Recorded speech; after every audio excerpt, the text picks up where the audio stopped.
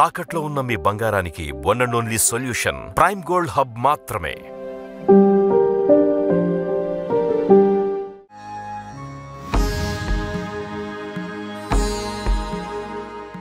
Welcome to Aadhan. నేను హరిత.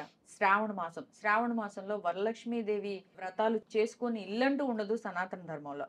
మరి ఆ వరలక్ష్మీదేవికి సంబంధించి, వరలక్ష్మి వ్రతానికి సంబంధించి ఎన్నో రకాల సందేహాలు, ఎన్నో రకాల డౌట్స్ ఉంటాయి. కలశం పెట్టొచ్చా, కలశం ఆనవాయితీ ఉంటేనే పెట్టచ్చా, లేదంటే వరలక్ష్మి వ్రతానికి ఇలానే గ్రాండ్గా సెలబ్రేట్ చేసుకోవాలా, ఆర్భాటాలు చేస్తేనే వరలక్ష్మీదేవి వస్తుందా, ఇలాంటి ఎన్నో రకాల సందేహాలకి ఈరోజు మనతో పాటు ప్రముఖ పురోహితులు ప్రవీణ్ శర్మ గారు ఉన్నారు. ఆయన అడిగి మిగతా విషయాలు తెలుసుకుందాం. నమస్కారం గురుగారు. శ్రీమాత్రే నమః.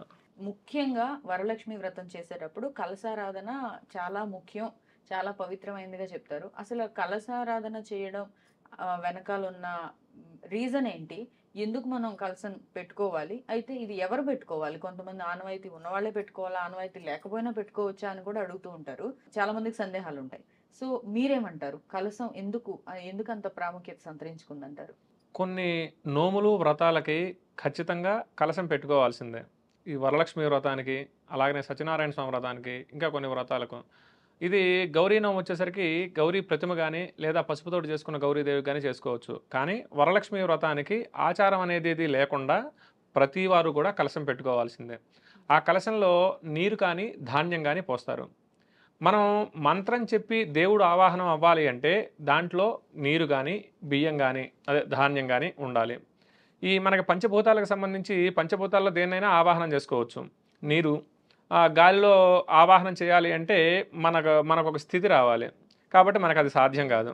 తర్వాత భూమి, మట్టితోటి విగ్రహాన్ని బొమ్మను చేసుకొని దాంట్లోకి ఆవాహనం చేసుకోవచ్చు. ఆకాశం మనం చేయడానికి ఉండదు. అగ్నిదేవుడిని యాగాలప్పుడు, యజ్ఞాలప్పుడు, హోమాలప్పుడు ఆవాహనం చేసుకొని అగ్నికి ఆహుతిస్తూ ఉంటాం. అలాగా ఈ వరలక్ష్మి వ్రతానికి కూడా ఆచారంతో సంబంధం లేకుండా కలశం తీసుకొని కలశంలో నీళ్లు పోసుకొని ఆవాహనం చేసుకోవాలి. కలశం లేకుండా ఆవాహనం చేసుకోవడానికి కుదరదు వరలక్ష్మి వ్రతానికి. అయితే జపాన్కి సంబంధించిన మసారు ఎమాటో అనే అతను వాటర్ మీద రీసెర్చ్ చేశాడు. 2 బాటిల్స్లో నీళ్లు తీసుకొని పక్కన పెట్టి ఒక బాటిల్ తోటేమో మంచి మాటలు చెప్తూ పాజిటివ్ మాటలు మాట్లాడుతూ ఉంచాడు. ఇక 2వ బాటిల్లో నీటి మీద రీసెర్చ్ అనమాట. 2వ బాటిల్ తీసుకొని నెగిటివ్ మాటలు మాట్లాడుతూ లేదా తిడుతూ మాట్లాడుతూ ఇవన్నీ కూడా చేశాడు అనమాట.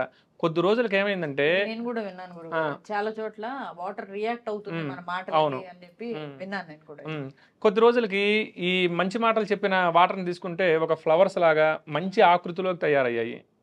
తర్వాత ఇవి చూస్తే ఒక రాళ్ళు లాగా దేనికి పనికిరాని వాటిగా తయారయ్యాయి అనమాట. కాబట్టి మనం ఏది చేసినా మన హిందూ సాంప్రదాయంలో ఇవన్నీ కూడా ప్రతి ఒక్కటి కూడా హిందూ సాంప్రదాయానికి సంబంధించిందే, అలాగనే జ్ఞానానికి సంబంధించిందే. మన ఋషులు మునులు ఎప్పుడో అందించారు వీటిని. మన ఫారినర్స్ వీటిని రీసెర్చ్ చేస్తూ ఉంటే మన వాళ్ళేమో ఇక్కడ ఎందుకు చేయాలి, ఇది చేస్తే ఏంటి, డబ్బులు ఖర్చు అయిపోతాయి, ఇవన్నీ ఆలోచిస్తూ ఉంటారు అనమాట. కాబట్టి నీటిని తీసుకొని ఆవాహనం చేస్తే లేదా దానికి మంత్రాన్ని కనుక అభిమంత్రిస్తే దాంట్లోకి దేవుడు వచ్చేస్తాడు. ఇప్పుడు మునులు ఋషులు ఉన్నారు, చేతిలో నీళ్లు పట్టుకొని వాళ్ళు శపించారంటే అది అయిపోతుంది. శపించినా లేకపోతే మనల్ని ఆశీర్వదించిన. అలాగనే ఎక్కడికి వెళ్ళినా వాళ్ళ కమండలం ఉంటుంది వాళ్ళ చేతిలో, అంటే మంత్రశక్తి మొత్తం ఆ కమండలంలో ఉంటుందన్నమాట. కాబట్టి ఈ వ్రతాలప్పుడు ఆ కలశాన్ని పెట్టి కలశంలో నీళ్లు పోసి మన మంత్రోచ్చారణ ద్వారా అభిమంత్రించడం ద్వారా ఏ దేవతనైతే ఆవాహనం చేస్తామో ఆ దేవత అందులోకి ఆవాహనం అయిపోతుంది అనమాట. అలాగే ఈ వరలక్ష్మి వ్రతం కూడా. వరలక్ష్మి వ్రతానికి మనకి కల్పంలో, అంటే పుస్తకంలో చెప్పిన విధంగా ఎలాగైతే ఉందో అలాగనే చేయాలి.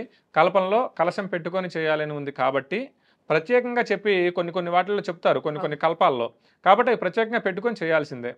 ఇప్పుడు కలశం అవసరం లేకపోతే కలశం లేదా ప్రతిమ లేదా ఏదైనా పెట్టుకొని చేయమంటారు. ఇది కలశాన్ని పెట్టుకొని చేయమన్నారు కాబట్టి ఎవరు ఏ కులాల వాళ్ళైనా ఏ వర్ణం వాళ్ళైనా కానీ ఈ కలశం పెట్టుకొని వరలక్ష్మి వ్రతాన్ని చేసుకోవాలన్నమాట. ఇవన్నీ వీళ్ళ అపోహలే అంటారు. ఆనవాయితీ ఉండక్కర్లేదు, ఏమి అక్కర్లేదు. ఫ్రెష్ గా ఇప్పుడు చేసుకునే వాళ్ళు కూడా వరలక్ష్మి వ్రతాన్ని కలశం పెట్టుకొని నిరభ్యంతరంగా చేసుకోవచ్చు. వరలక్ష్మి వ్రతాన్ని కలశం పెట్టుకొని ఆ కలశంలో నీళ్లు పోసుకొని దానిపైన కొబ్బరికాయ పెట్టుకొని దానిపైన వస్త్రాన్ని పెట్టి, ఒకవేళ దాంట్లో శక్తి ఉంది అంటే ఒక బంగారు ప్రతిమ లేకపోతే ఒక ఉంగరాన్ని, లేదు అంటే ఒక ప్రభుత్వ నాణ్యాన్ని, రూపాయి కాయిన్ కానీ 5 రూపీస్ 10 రూపీస్ అట్లా కాయిన్ వేసుకొని దాంట్లోకి ఆవాహనం చేసుకోవచ్చు కలశంలో వేసి. కాబట్టి కలశం ఖచ్చితంగా అయితే పెట్టుకోవాలి వరలక్ష్మి వ్రతానికి.